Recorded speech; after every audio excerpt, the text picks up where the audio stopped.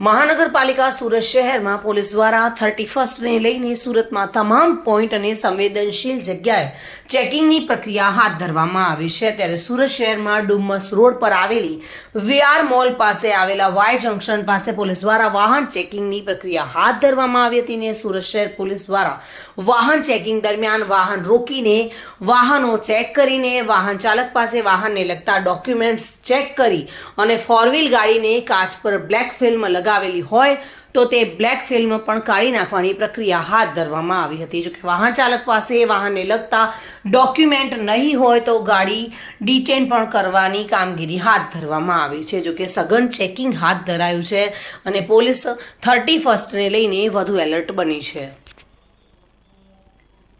સુનિલ ગાંજાવાલા સાથે bureau report, today Gujarati news.